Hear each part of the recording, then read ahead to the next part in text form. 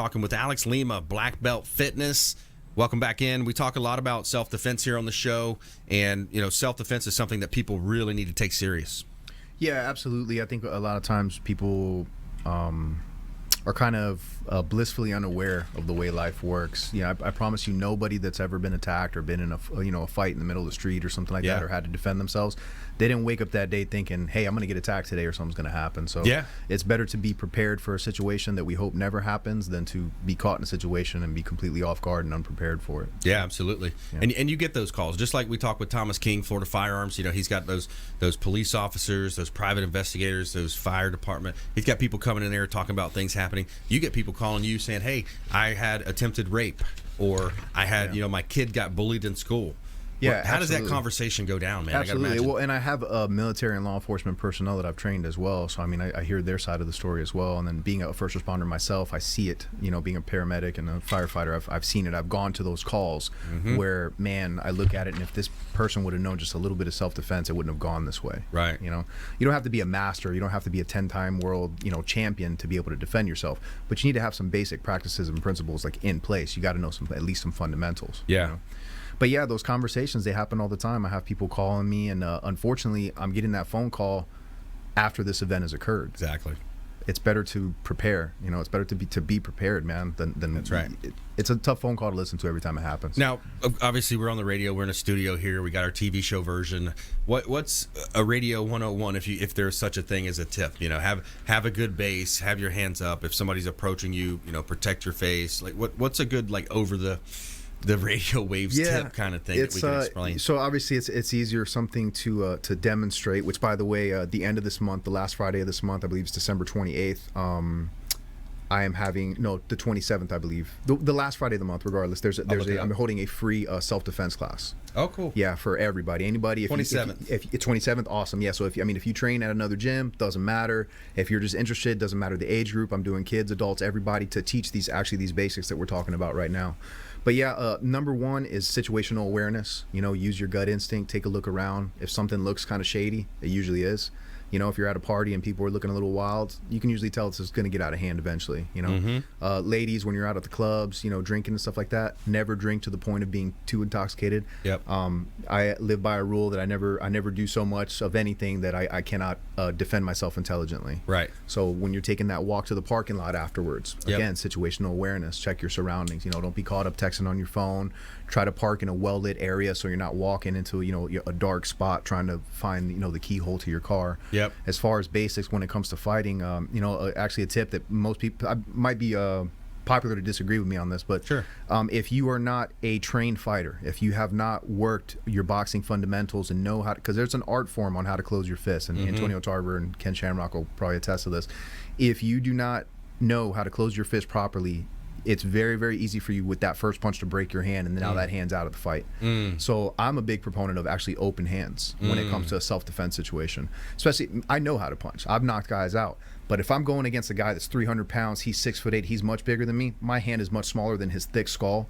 When I go to swing at his face, there's a good chance I'm going to break my hand. So I'm going to probably initiate with open hands to soften him up, and then go into whatever onslaught I need to bring. So. Nice. Elbows are good to bring into the equation. Absolutely. Knees, elbows, but that's so that's different. That's getting into close quarter now. Yeah. Because once you're jammed up from your punch, because in order for a strike to be effective, you have to fully extend it. Yeah. So your punch or your kick needs to be fully extended, or it's not going to have any power behind it. Yeah. Once you shortchange that, now you need to switch to other weapons. You got to go to knees, elbows, headbutts or whatever if we're talking self-defense. So. Yeah, we're talking with Alex Lima here, Black Belt Fitness, on the Consumer Quarterback Show. And that was one of the premises to what Ken has done. Ken's launched the Valor BK. Yeah. And the big premise is like, hey, this is actually, bare knuckle is actually safer fighting than the gloves that are going to slowly wear somebody down and potentially cause brain damage or something. Yeah, I can see the science, some of the thoughts behind that.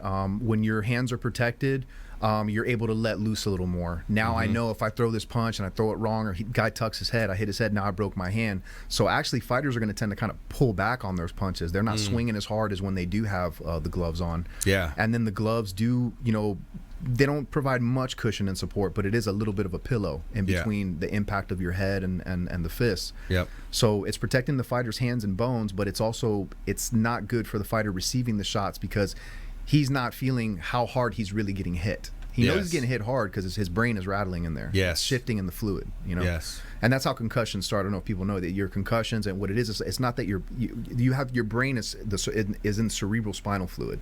So you have your skull, and then in the middle there's this like jelly, and then your brain is floating.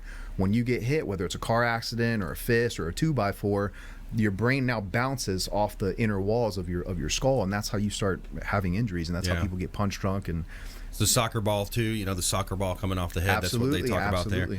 So kids being bullied in school, it's got to be more of a problem with social media. It's terrible. Yeah, you know, all social media, I mean, social media is great for a lot of things, but we use it for a lot of the wrong things as well, you know. Yeah, the cyberbullying, it's terrible, because now a kid, I'm not a bully, but if I was picking on you, at least I was picking on you to your face before. Right. Or I was calling you and you knew it was my voice. Now I can start a fake account and start just traumatizing you constantly. Yes. You don't even know who it is that's picking on you. And, you know, so this, you know, bullies like criminals are cowards. Yeah. You know, they're cowards, and they're not going to face you straight up. But as a kid, it's even harder to deal with these things mentally. It has a huge mental traumatic effect on a kid, because you have no life experience. You haven't grown up facing problems yet. Yeah. So even though, like me and you, some guy says some junk to me at a bar, it's whatever. I can blow it off. I know this guy's an idiot, right? Yeah. But a kid, it's gonna really hurt them, and it's gonna dwell on their mind. And now their brain's not developed. It's not, man. And now they're gonna grow up if this isn't taken care of, and they're gonna have all these insecurities and stuff that aren't necessary. You know, so I love the confidence that the training brings to kids. Like Absolutely. Confidence is a big thing. When we come back, we're going to jump a little bit more. I want to talk more about confidence and how you develop that in children and adults of all, all ages as well. We'll talk about confidence here on the Consumer Quarterback Show. Fred DeFelice as well, more about water science. What's in your water? Do you actually know what's in your home drinking water? I bet you don't. Find out about it right here on the Consumer Quarterback Show. We also have our Strangers Active contest. Also, Alex Lima, BlackBelt Fitness, self-defense. What's another message you want folks to know? We talk a lot about self-defense, being prepared. You know, it's a sport too. It's fun. It's after hours, you know, for the kids sometimes. It is. It's a fitness, sport, and self-defense aspect of it. I don't think any other sport can really, other than combat sports, there's nothing that's a catch-all that hits all three for you. Where it's fitness, you're learning self-defense, which is a life skill, and it's a sport if you choose to compete. Now, when you're choosing a place to train at, you need to think about what your goals are. And goals can change, that's fine. But there are some schools, some gyms that train specifically for sport, and that's fine. But there is a big difference when you're fighting for sport and when you're fighting for your life. You know, we train more for self-defense. With my people, we train for a real fight at all times. Self-defense. I train security personnel, bouncers, all that. And if they choose to compete, well, then we dial back the rules. Now we have to fight within a rule set, so we just take away some of the things that we normally practice for a couple months as we prepare for that type of a battle. You know? And sometimes it's an unfair fight. So you're fighting one person, the other person jumps in, so you've got multiple things that you've got to be aware of. Absolutely. Yeah, we train that as well. We do sometimes multiple attackers coming at you at the same time. We do one-on-one scenarios. The big thing with us is with my system is we fight within the 5 ranges. So there's 5 ranges to a fight that you need to master if you want to be proficient at it. I think whether for sport or self-defense. The one is the freestyle range. The freestyle range is the distance between you and me where we cannot hit each other. Nothing can happen, right? Get a little bit closer. Now we get into the kicking range. Now legs can start coming at you. Get closer than that. Kicks aren't going to be effective because you can't fully extend them. Now you're going to catch hands. So now we get into our boxing range. Then we get closer than that, then that's the close quarter stuff we were talking about earlier, where we get into the knees, elbows, and what we call dirty boxing, fighting from inside the clinch. Then after that, any closer than that, we're hugging each other. We can't become one person, so the next thing is taking it to the ground and then fighting from the ground, which is a whole different world. Grappling. And I remember playing football pretty much my whole life. At 10 years old, I played in Pop Warner Super Bowl #1, and actually the real Super Bowl. Not a lot of these areas, these communities of Tampa Bay or this community, they call their bowl the Super Bowl. It's loosely thrown around. It's not the Super Bowl anymore. Super Bowl. Yeah, I was talking about the Pop Warner Super Bowl #1. Yeah. So, but football, you gather some confidence there. You know, but then when I went into high school, or even before that, I was doing USA Wrestling. And I realized that, hey, if I can shoot in, take somebody's legs down, I can take them to the ground. As a younger kid or a smaller kid in many times, undersized, the underdog, that meant a lot to me because I got confidence at that point. Talk to me about that, how you do that with people, with kids coming in too. I think that's huge. Yeah, so kids and adults, I mean, not everybody that comes in to train has these super attributes where they're, long, tall athletes. You have to realistically fight within your abilities. Yes. If let's say someone's in a wheelchair, for example, I'm not going to turn them into a master kicker, but we can show them how to fight, use those hands and what they do have, Wow. to the best of their ability. I have trained handicapped people as well. Yeah. But yeah, with kids and stuff, and even my smaller adults, every fight starts standing up. It's we're facing each other. We got to close that distance, get into that range, and then you're going to have to work on being able to get inside. And then if it's a one-on-one situation, now this is different. If it's one-on-one, then we can take this guy to the ground and we can end this relatively quickly. Now, if you're talking multiple attackers, well, then you're going to have to keep your head on the swivel, and we're going to do something a little different. So if you're too focused on the ground fight at that point, there's nothing stopping this guy's buddy from coming up and just kicking you in the head, and stomping you. And now you're just on the floor where they wanted you to begin with. Yeah. So I mean, there's a lot of things to consider that people don't think about. You don't think about these things unless you grow up in this environment, or you've been through these type of attack situations, or you train for this on a regular basis. Yeah. And there's a lot of things that you see happening out there. I mean, people don't realize, since Tampa Bay is a port city, I think we're in the top 10, maybe even top 5 in terms of human trafficking. Yeah. I mean, so they're looking to steal your children. They're looking to, these perps out there, and you never know. You see some of the things happening at a high level. Who's involved, Absolutely. right? How high this stuff goes, because there's money involved. Again, back to the greed factor of human beings. Yeah. But you got to look out for your family. You've got to be on the lookout, especially in those situations. Dark. You're walking out. Somebody's hiding under your car. Yeah. There's a lot of stuff that can happen. Well, man. like so human trafficking, for example, those are intricate plots, man. It's usually not. I mean, sometimes it's just some guy grabbing somebody randomly. For the most part, it's intricate. Don't think it's just because you're on a bad side of town. Like, they'll hang out at the parking lot of like a big mall where there's a lot of money around, because they know there's going to be money, there's going to be people. So now I'm snatching you up, and I'm getting somebody that has a Coach purse or whatever as well. Yeah. I mean, it's plotted out, man. Yeah. That stuff doesn't happen just in quote unquote bad parts of town. Yeah. And Chris Voss, the international hostage negotiator that I had on the show, the FBI lead hostage negotiator, author of Never Split the Difference, he has some examples in there too, where a lot of times they're going to jack a car and they're going to let one person go because there's my marketing plan. Sure. He kind of likens it to a market, any market. Yeah. Especially Haiti. A lot of people don't know it's the kidnapping capital of the world, Haiti. So if you're on vacation, that's another reason why you got to be extra diligent.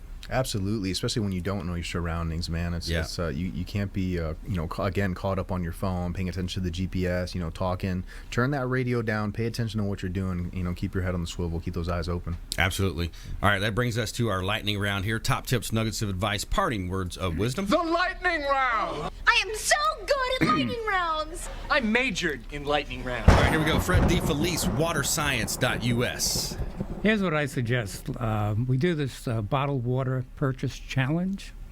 I like what you do with comparing rent to owning. Yes. So I would like people to actually calculate what they're spending on bottled water a month, let's say. And I've met people that are spending about $100 every month on bottled water. Wow.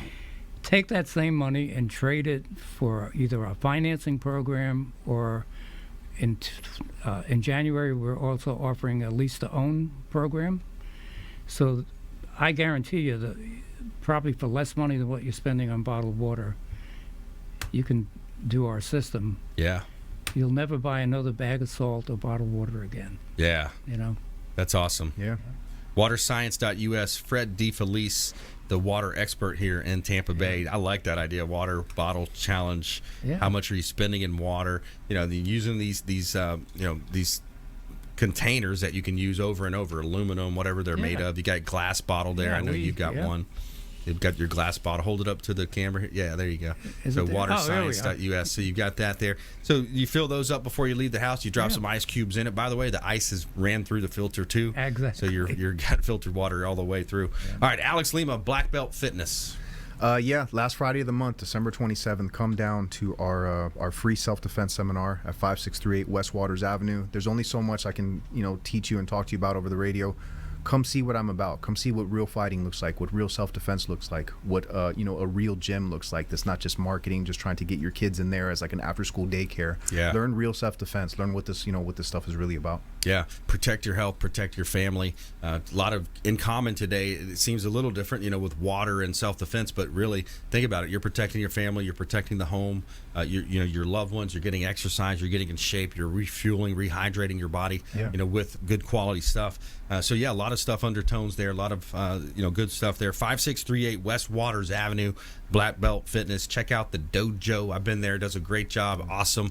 And it's an opportunity for you to increase your confidence too. It's amazing how that will seep over into your business life, your professional life. You're going to see confidence increased. And when you're a more confident person, you have that self-esteem battle going in your head. You're winning that in your head. It's going to take you to new places. It's going to help you, rise to the next level, change your game. And I highly recommend both of our expert contributors, Fred DeFelice, Alex Lima. Always a pleasure having you folks here in studio. Thanks for listening to our show. We want you to please go out there and consider committing a random act of kindness. Pack up some food or water, or carry it with you to and from your commute.